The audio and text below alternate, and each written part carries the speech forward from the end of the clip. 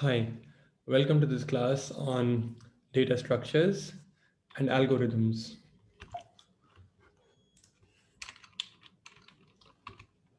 So the prerequisites for this class, uh, we need some basics of Python, and I have my tutorial videos posted on YouTube, which you can go through. The references for this discussion are primarily Data Structures and Algorithms by Aho, Hopcraft, and Ullman. And this is a book which is very popular, very old book, which is very well written and very frequently used across the world for data structures and algorithms. And then there is a book by, um, it's called Grokking Algorithms. It's also a very good book. It's available online and you can see those as well. It mostly contains algorithms, um, but it's very well written. Okay, the platforms which you can use for coding, because we are working mostly with Python, you can use your terminal. Um, let's say if you're using Linux or Mac OS, then you can use your terminal window. Or else you can use Jupyter Notebooks. You can use Google Colab, which is online available.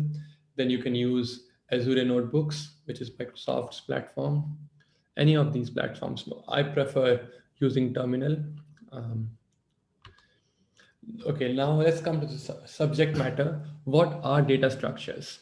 So, a data structure is a collection of variables. This is the textbook definition. It's a collection of variables, possibly of several different data types, connected in various ways. So, you have different data types, let's say integer, float, list, dictionary, etc. And they are all related in a particular way. You have, for example, different operations, different functions to manipulate them or access them or search over them in various ways. So a data structure is a way of organizing data. So this data is organized in a way that it can be efficiently used and efficaciously used. For example, Excel sheet is also a way of organizing data, and it allows you to do several operations efficiently and efficaciously. For example, you have data in tables, you want to sort it.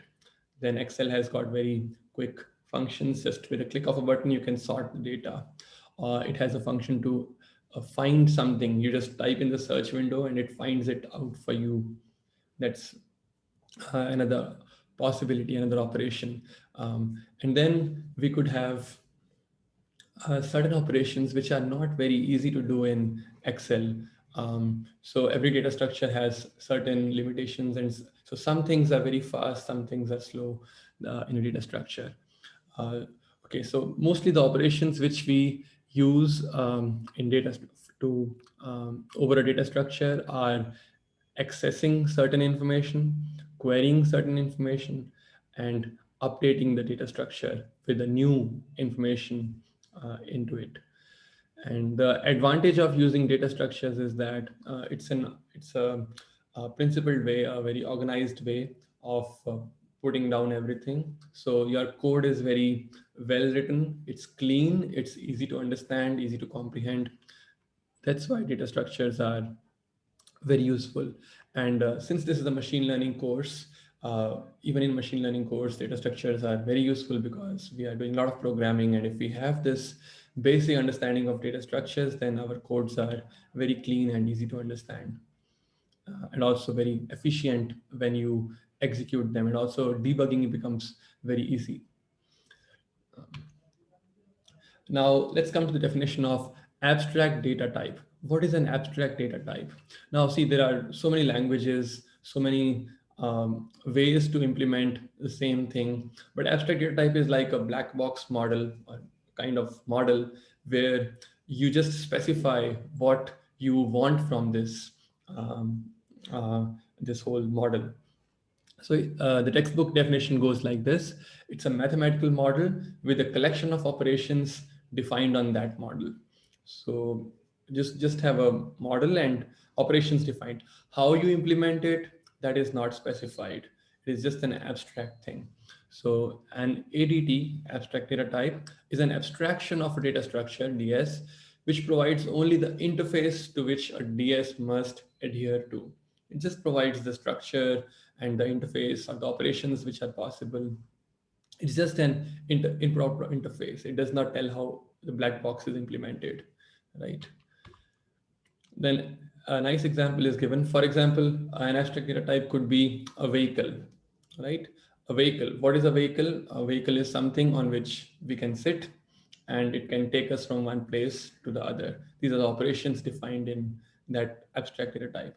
Now, to implement it, we could have the bicycle, which is a different kind of vehicle, a car, which is another instantiation of a vehicle, a train, which is also another kind of vehicle. So a vehicle does not specify how to implement. So for example, if you see all these implementations will have their own pros and cons. Bicycle cannot take you to the next country. A car cannot take you across the ocean. A train cannot a train cannot be used if I go from this room to the next room or to the next house. So every implementation has its own advantages and disadvantages, pros and cons. Similarly, in programming now, let's look at one abstract data type. Let's say a list. A list is just a list of numbers or a list of information, and you can add information to it, remove information to it, index information to it. So mostly list is a linear arrangement. A linear arrangement means this thing comes, then this, then this, then this. You can add information, remove or index.